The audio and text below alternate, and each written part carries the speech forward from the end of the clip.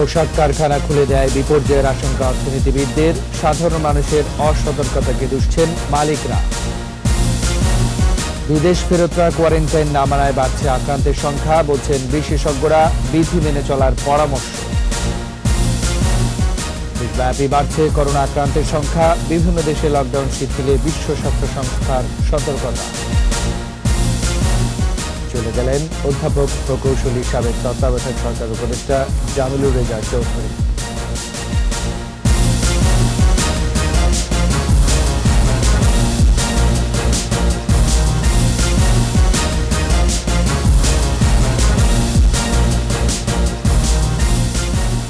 First security ইসলামী bank limited সংবাদ শিরোনাম। সবাইকে আমন্ত্রণ জানাচ্ছি দুপুর 2টার 21 সংবাদের সাথে আছে আমি রাজীব জামান। আর দর্শক 21 টেলিভিশনের সংবাদ একই সাথে সরাসরি দেখতে পাবেন আমাদের ফেসবুক পেজ www.facebook.com/2124 অনলাইনে। এছাড়াও সংবাদে আরও থাকছে বঙ্গবন্ধুর খুনি মসলিউদ্দিন ভারতে গ্রেফতারের বিষয়ে কাটেনি ধোঁয়াশা, পাওয়া যায়নি দুদেশের আনুষ্ঠানিক বক্তব্য।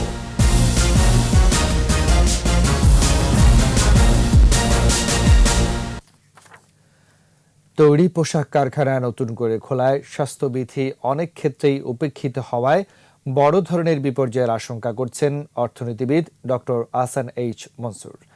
তবে শিল্প মালিকরা বলছেন, করোনা সংক্রমণ বাড়ছে বাজারে, পথে ঘাটে সাধারণ মানুষের অসতর্কতায়। তৈরি পোশাক শিল্পকে আলাদা করে অভিযুক্ত করা যাবে না। মেহেদী হাসানের রিপোর্টে বিস্তারিত। পরিকল্পনা ছিল স্বাস্থ্যবিধি মেনে সীমিত পরিসরে ধাপে ধাপে খুলবে তৈরি পোশাক শিল্প, কিন্তু মঙ্গলবার পর্যন্ত দেশের বিভিন্ন শিল্পাঞ্চলে হাজারেরও বেশি কারখানা চালু হয়ে গেছে। গ্রামে থাকা শ্রমিকদের এখনই ফিরিয়ে আনতে বারণ করা হলেও মানা হয়নি সে নির্দেশনাও। কর্মক্ষেত্রে আসা যাওয়ার ক্ষেত্রে সামাজিক দূরত্ব মানার বিষয়টিও উপেক্ষিত হয়েছে। এখানে হাজার হাজার লোক সমাগম হয়েছে। প্রধানমন্ত্রী শেখ হাসিনা বলছে কোনো সেফটি হিসাবে থাকতে হবে, দূরত্ব বজায় রাখতে হবে। দূরত্ব বজায় আমাদের এখানে নাই। অফিসে নিরাপদ থাকবো, একজনের তলে পাঁচ আর পিছনে একজন, আমার সামনে আর একজন। অর্থনীতিবিদদের মতে প্রতিযোগী দেশগুলো কারখানা খুলে দেয়, বাংলাদেশেরও একই পথে না হেঁটে উপায় ছিল না। কিন্তু গেল 3 দিনে যেভাবে স্বাস্থ্যবিধি উপেক্ষিত হয়েছে তাতে উল্টো বিপর্যয় ডেকে আনবে। ধাপে ধাপে খোলার দরকার ছিল আমাদের, কিন্তু সেটা খোলা হয়নি, এবং না হয়ে যেটা হলো একটা বিশৃঙ্খল পরিস্থিতি খোলা হলো, এবং এটার ফলে রোগ ছড়িয়ে যেতে পারে, এবং রোগ ছড়িয়ে গেলে এটার ইম্প্যাক্ট হবে যে দেশ ক্ষতিগ্রস্ত হবে, ইন্ডাস্ট্রিও ক্ষতিগ্রস্ত হবে। আন্তর্জাতিকভাবে বড় ধরনের ইমেজ সংকট তৈরি হওয়ারও আশঙ্কা তার। আমাদের এই ভিডিও ফুটেজ বাইরে চলে গেছে, যারা আমাদেরকে সমালোচনা করে অনেকেই, যেমন লেবার ইউনিয়ন বা ইত্যাদি ILO, তারাও এগুলো পেয়ে গেছে। তবে ভিন্নমত শিল্প মালিকদের।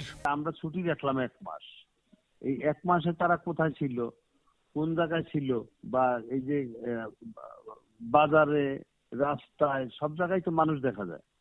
পোশাক কারখানাকে আমরা আমাদের দেশে আলাদা করে দেখি কেন? একেবারে অর্থনীতির চাকা ধ্বংস করে দেওয়া যাবে না। প্রতিটি কারখানায় শ্রমিকদের স্বাস্থ্য সচেতনতার ব্যাপারে প্রশিক্ষণ দেওয়া হচ্ছে বলেও জানান এই ব্যবসায়ী নেতা। মেহেদী হাসান, 21 টেলিভিশন, ঢাকা।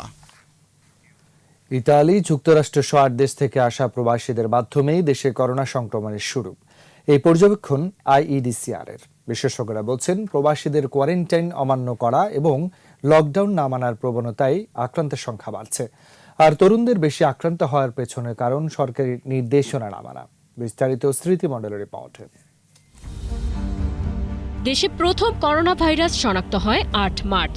প্রথম 3 রোগীর 2 জন ইতালি ফেরত, আর অপর একজন তাদের সংস্পর্শে আসা ব্যক্তি।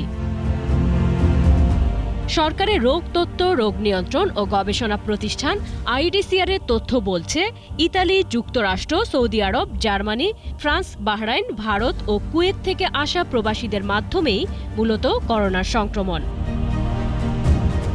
এত লোক একসাথে কোয়ারেন্টাইনে রাখার মতো ফ্যাসিলিটিস বাংলাদেশে কেন পৃথিবীর কোথাও নাই।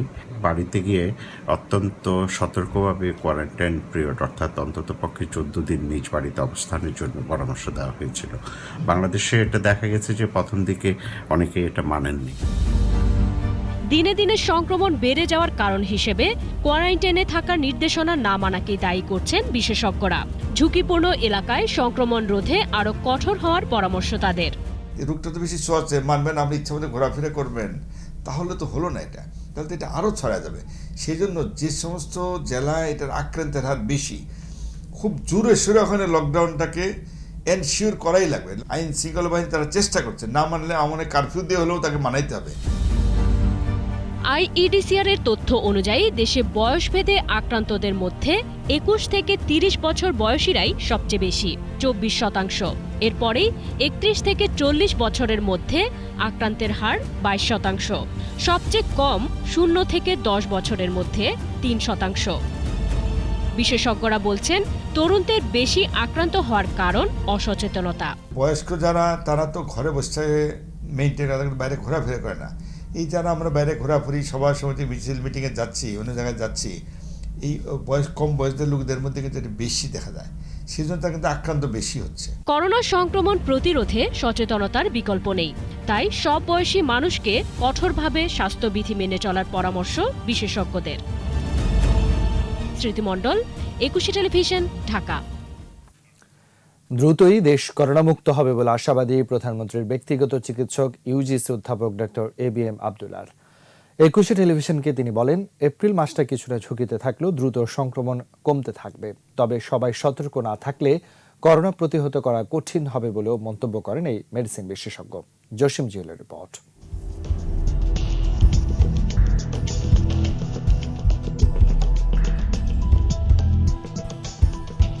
করোনার প্রথম হানা চীনের উহান প্রদেশে।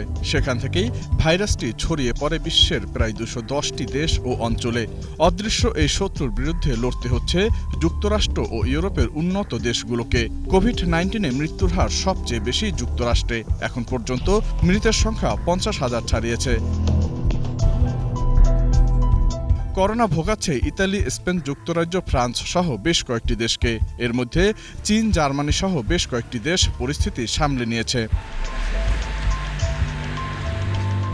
বাংলাদেশে শুরু থেকেই করোনায় আক্রান্ত এবং মৃতের হার অন্য অনেক দেশের তুলনায় বেশ কম। প্রধানমন্ত্রীর ব্যক্তিগত চিকিৎসক ডক্টর ABM আব্দুল্লাহ জানালেন, বিশ্বের অনেক দেশ যেখানে করোনা মোকাবেলায় হিমশিম খাচ্ছে, সেখানে বাংলাদেশের অবস্থা অনেক ভালো। আমাদের দেশে আক্রান্তের হার কিন্তু অত বেশি না এবং মৃত্যুর হারও কিন্তু অত বেশি না। তা আমি মনে করি যে আরও কয়েকটা দিন, অন্তত এই মাসটা, এপ্রিল মাসটা, একটু আমরা বলতে পারি যে একটু ঝুঁকির মধ্যে আমরা আছি। তবে দ্রুতই সংক্রমণ কমে আসবে বলে আশাবাদী তিনি। সেক্ষেত্রে সতর্কতা এবং সচেতনতার বিকল্প নেই বলে মন্তব্য করেন তিনি। আমরা নিজেরা সতর্কতা অবলম্বন না করি, নিজেরা লকডাউন মেনটেন না করে চলি, তাহলে তো আমরা এই ঝুঁকি থেকে বাঁচতে পারবো না। দেশকে করোনা মুক্ত করতে লকডাউন স্বাস্থ্যবিধি সঠিকভাবে মেনে চলার পরামর্শ এই বিশেষজ্ঞের। জসিম জুয়েল, একুশে টেলিভিশন, ঢাকা। দেশের বিভিন্ন স্থানে নতুন করে করোনা আক্রান্তের সংখ্যা বাড়ছে। এর মধ্যে চিকিৎসক ও নার্স রয়েছেন। আক্রান্তের সংখ্যা বাড়ায় লকডাউন করা হচ্ছে বিভিন্ন প্রতিষ্ঠান। এদিকে সামাজিক বিধি মানছেন না অনেকেই। প্রতিনিধিদের সহায়তায় মুশফিকা নাজনীনের রিপোর্ট। রংপুরে নতুন করে 7 জন করোনা ভাইরাসে আক্রান্ত হয়েছেন। তাদের মধ্যে রংপুর মেডিকেল কলেজ হাসপাতালের একজন ইন্টার্ন চিকিৎসক, আরেকজন সহকারী রেজিস্ট্রার, বাকি 5 জন কমিউনিটি ক্লিনিকের নার্স। এদিকে রংপুর নগরী শহর পুরো জেলা লকডাউন ঘোষণার পরেও সামাজিক দূরত্ব মানছেন না অনেকে। ময়মনসিংহ মেডিকেল কলেজ হাসপাতালের চিকিৎসক ও নার্স সহ 55 জন স্বাস্থ্যকর্মী করোনা ভাইরাসে আক্রান্ত হয়েছেন। তথ্য গোপন করে রোগীরা ভর্তি হয়ে চিকিৎসা নেয় এমন ঘটনা বলে জানিয়েছে হাসপাতাল কর্তৃপক্ষ। সিলেটে আরও 13 জন করোনা রোগী শনাক্ত হয়েছে। সব মিলিয়ে সিলেট বিভাগে করোনা রোগীর সংখ্যা 100-তে পৌঁছালো।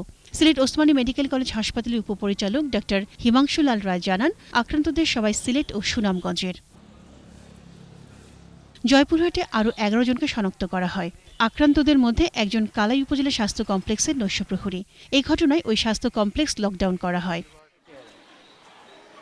জামালপুরে নতুন করে চিকিৎসক সহ 7 জন করোনা আক্রান্ত হয়েছেন। ঠাকুরগাঁয়ে একদিনে 6 জন ও লক্ষ্মীপুরে নতুন একজনকে শনাক্ত করা হয়। চুয়াডাঙ্গায় সামাজিক দূরত্ব মানছেন না সাধারণ মানুষ।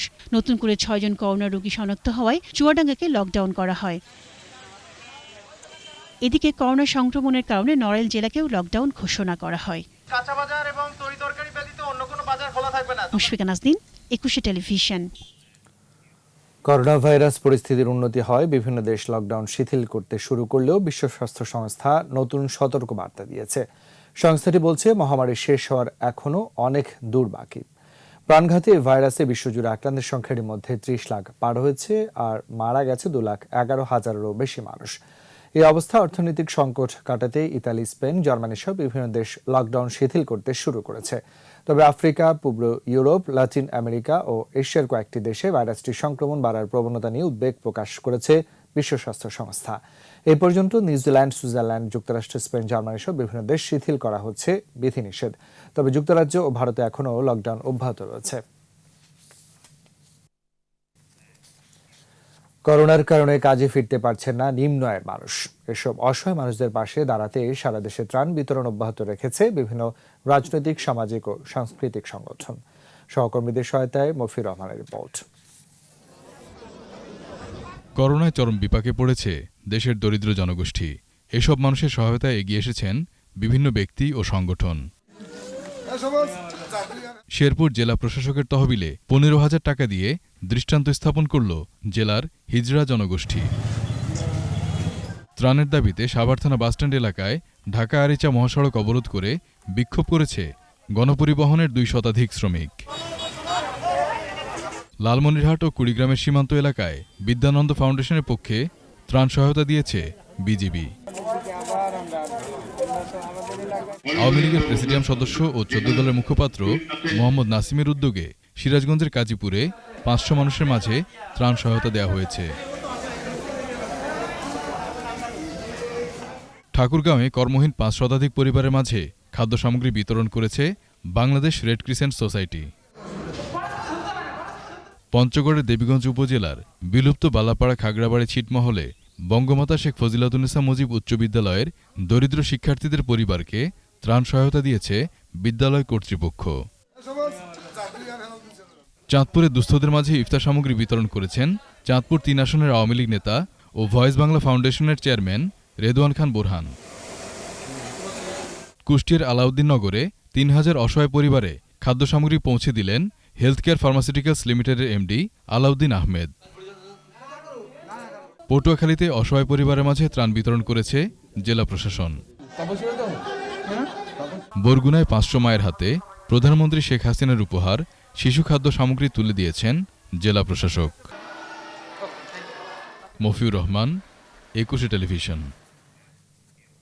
চিরবিদায় নিলেন অধ্যাপক জামিলুর রেজা চৌধুরী।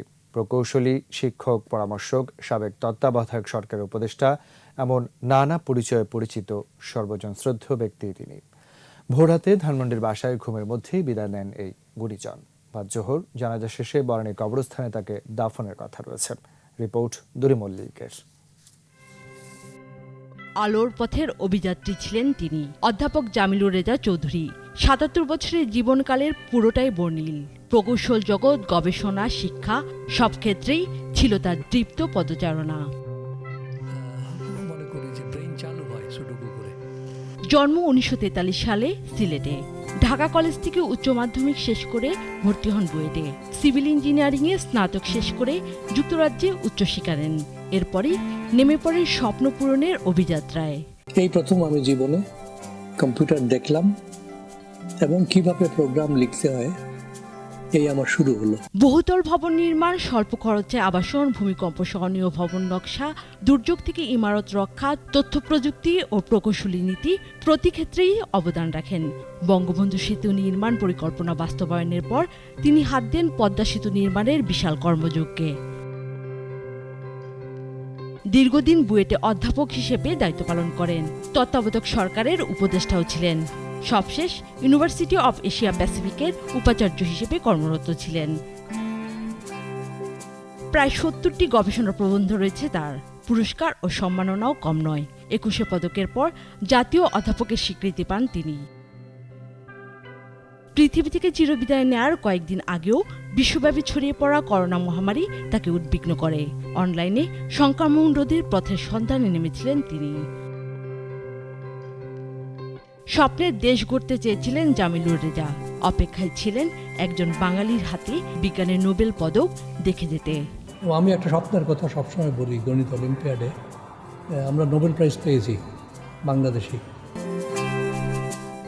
দুলি মল্লিক, 21 টেলিভিশন। বিরতি নিচ্ছি, যখন ফিরছে তখন অন্যান্য খবরের সঙ্গে আরও থাকবে। অভিনব পন্থায় ইজি বাইক তৈরি করলেন ঝিনাইদহের রফিকুল। সামাজিক দূরত্ব বজায় থাকায় খুশি যাত্রীরা। আমন্ত্রণ আবারও দুপুর 2:21 সংবাদে। জাতির পিতা বঙ্গবন্ধু শেখ মুজিবুর রহমানের অন্যতম খুনি রিসালদার মোসলেউদ্দিনের ভারতে গ্রেফতার হওয়া এবং বাংলাদেশের হাতে তুলে দেওয়ার বিষয়ে গণমাধ্যমের খবর নিয়ে এখনো ধোঁয়াশা কাটেনি। এ বিষয়ে দুই দেশেরই আনুষ্ঠানিক কোনো বক্তব্য পাওয়া যায়নি। ভারতের জাতীয় প্রেস ক্লাবের সাবেক সভাপতি গৌতম লাহিড়ী মনে করেন, মোসলেউদ্দিন গ্রেফতার হওয়া নিয়ে ধোঁয়াশা আছে, তবে আসলেই গ্রেফতার হয়ে থাকলে বাংলাদেশ বা ভারতের অস্বীকার করার কোনো কারণ তিনি দেখছেন না। আরো জানাচ্ছেন দীপু সারওয়ার। 1975 সালের 15 আগস্ট ধানমন্ডির 32 নম্বরে জাতির পিতা বঙ্গবন্ধু শেখ মুজিবুর রহমানকে সপরিবারে হত্যার সাথে যারা জড়িত ছিল তাদেরই একজন রিসালদার মোসলেউদ্দিন। ওই বছরেরই 3 নভেম্বর ঢাকা কেন্দ্রীয় কারাগারের ভেতরে সংঘটিত জাতীয় 4 নেতা হত্যাকাণ্ডেও জড়িত খুনি মোসলেউদ্দিন। ভারত থেকে দেশে আসার পর গত 7 এপ্রিল ভোরে রাজধানীর মিরপুর এলাকা থেকে গ্রেপ্তার হয় বঙ্গবন্ধুর খুনি আব্দুল মাজেদ। তার ফাঁসি কার্যকর হয় 11 এপ্রিল মধ্যরাতে। এর পরপরই ভারতীয় বেশ কিছু অনলাইনে মোসলেউদ্দিনের গ্রেপ্তার হওয়ার খবর আসে। ভারতীয় গোয়েন্দাদের বরাত দিয়ে বলা হয়, উত্তর 24 পরগনার গোপালপুর সীমান্ত দিয়ে বাংলাদেশি গোয়েন্দাদের হাতে তুলে দেওয়া হয়েছে মোসলেউদ্দিনকে। গণমাধ্যমে আরও বলা হয়, উত্তর 24 পরগনার শহরতলিতে ইউনানি ও আয়ুর্বেদিক চিকিৎসক সেজে জীবনযাপন করত মোসলেউদ্দিন। তবে এসব খবরের সত্যতা নিয়ে বাংলাদেশ ও ভারত সরকারের পক্ষ থেকে কোনো বক্তব্য আসেনি। ভারতীয় সাংবাদিক গৌতম লাহিড়ীও জাতির পিতার এই খুনির গ্রেপ্তার হওয়া ও বাংলাদেশের হাতে তুলে দেওয়া নিয়ে গণমাধ্যমে প্রকাশিত খবরের বিষয়ে খোঁজ খবর করেছেন। এ নিয়ে নীতি নির্ধারণী পর্যায়ে কথাও বলেছেন। বাংলাদেশের কোনো স্বার্থ রক্ষিত হচ্ছে না এই খবরের সত্যতাকে অস্বীকার করে। নিশ্চয়ই তেমন কোনো ঘটনা হয়নি বা কোনো হয়তো ভুল বোঝাবুঝি হয়েছিল। কাউকে হয়তো হত্যাকারী মনে হয়েছিল যে আদতে হয়তো তিনি হত্যাকারী নন, ফলে সেই কারণে খবরটি আর এ নিয়ে কোনো উচ্চবাচ্য হয়নি, চেপে যাওয়া হয়েছে বলা যেতে পারে। তবে গৌতম লাহিড়ী মনে করেন কিছু একটা ঘটনা হয়তো আছে। নিশ্চিতভাবে এটা বলা যেতে পারে কিছু একটা ঘটনা আছে যেটা জানা যায়নি এখনো, হয়তো ভবিষ্যতে জানা যাবে। 1996 সালে আওয়ামী লীগ ক্ষমতায় আসার পর খুনি মোসলেউদ্দিন দেশ থেকে পালিয়ে যায়। দীপু সারওয়ার, 21 টেলিভিশন, ঢাকা। এবার আমাদের সাপ্তাহিক আয়োজন সোশ্যাল ইসলামী ব্যাংক লিমিটেডের সৌজন্যে জনসচেতনতা।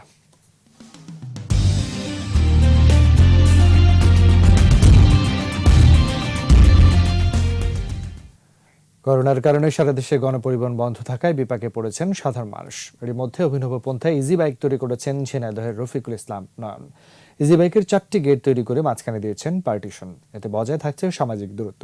ঝিনাইদহ প্রতিনিধি এম রায়হানের রিপোর্ট, জানাচ্ছেন মুশফিকা নাসরিন। সামাজিক দূরত্ব বজায় রাখা আর যাত্রীদের করোনা সংক্রমণ প্রতিরোধে ইজি বাইকে 4টি গেট ও মাঝখানে পার্টিশন দিয়ে ইজি বাইক তৈরি করেছেন কাঞ্চনপুর গ্রামের রফিকুল ইসলাম নয়ন। দীর্ঘ 1 সপ্তাহের চেষ্টায় নিজেই এমন ইজি বাইক তৈরি করেছেন তিনি। এতে এক যাত্রীর সাথে অন্য যাত্রীর থাকছে দূরত্ব। ভাবলাম যে গাড়িগুলো বসে থাকলে গাড়ি নষ্ট হয়ে যাবে, আবার কিছু করার দরকার, যেটা কাজকাম করতে হবে।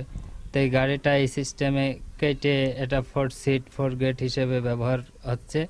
কেউ কারোর গার সাথে গা লাগবে না, কেউ কারোর কার সাথে কথা লাগবে না। অভিনব এই পদ্ধতির কারণে বেড়েছে তার আয় রোজগার, এতে খুশি যাত্রীরাও। এটা অনেক সেফটি, এই পাশের থেকে ওই পাশে কোনো গ্যাস লাগছে না, কথা যাচ্ছে না। সুবিধা এটা, ওই পাশে যে বসছে সে তার কথাটা আসছে না, তার গার সাথে টাচ লাগছে না, এখন তো কথাবার্তা বলা যাচ্ছে না। তার এই সচেতনতায় প্রশংসা করেছেন জেলা স্বাস্থ্য বিভাগের কর্মকর্তা। ইজি বাইক চালক যে পদ্ধতিটা অনুসরণ করেছে তার ইজি বাইকে, এটা একটা ভালো উদ্যোগ নিঃসন্দেহে। এরই মধ্যে এমন পদ্ধতিতে ইজি বাইক তৈরি করার আগ্রহ প্রকাশ করেছেন অনেকেই। Mushfika Nasrin, 21 television. Spot fixing এর প্রস্তাব গোপন করার অভিযোগে পাকিস্তান ক্রিকেট বোর্ড 3 বছরের জন্য নিষিদ্ধ করেছে ওমর আকমলকে। এবারে পাকিস্তান সুপার লিগ শুরু হওয়ার আগ মুহূর্তে হঠাৎ আকমলকে সাময়িক সময়ের জন্য সব ক্রিকেট কার্যক্রম থেকে নিষিদ্ধ করে পিসিবি। তার বিরুদ্ধে স্পট ফিক্সিং সহ একাধিক অভিযোগ ওঠার পর এমন সিদ্ধান্ত নেওয়া হয়। আইসিসির দুর্নীতি বিরোধী 2টি ধারা ভঙ্গের অভিযোগে তার বিরুদ্ধে একটি কমিটি গঠন করা হয়। সেই কমিটি তাকে এই শাস্তি দিয়েছে। গত 20 ফেব্রুয়ারি থেকে সব ধরনের ক্রিকেট থেকে দূরে আছেন তিনি। পাকিস্তানের হয়ে 221টি আন্তর্জাতিক ম্যাচ খেলা এই ব্যাটসম্যান সর্বশেষ শ্রীলঙ্কার বিপক্ষে টি20 সিরিজ খেলেছিলেন। এর সাথে শেষ করছি দুপুর 2টার 21 সংবাদ। যাবার আগে ফার্স্ট সিকিউরিটি ইসলামী ব্যাংক লিমিটেড সংবাদ শিরোনামগুলো জানাচ্ছি আরো একবার। পোশাক কারখানা খুলে দেওয়ায় বিপর্যয়ের আশঙ্কা অর্থনীতিবিদদের, সাধারণ মানুষের অসতর্কতাকে দুষছেন মালিকরা। বিদেশ ফেরতরা কোয়ারেন্টাইন না মানায় বাড়ছে আক্রান্তের সংখ্যা, বলছেন বিশেষজ্ঞরা বিধি মেনে চলার পরামর্শ। ব্যাপী বাড়ছে করোনা আক্রান্তের সংখ্যা, বিভিন্ন দেশে লকডাউন শিথিলে বিশ্ব স্বাস্থ্য সংস্থার সতর্কতা। চলে গেলেন অধ্যাপক প্রকৌশলী সাবেক তত্ত্বাবধায়ক সরকার উপদেষ্টা জাবেলুর রেজা চৌধুরী।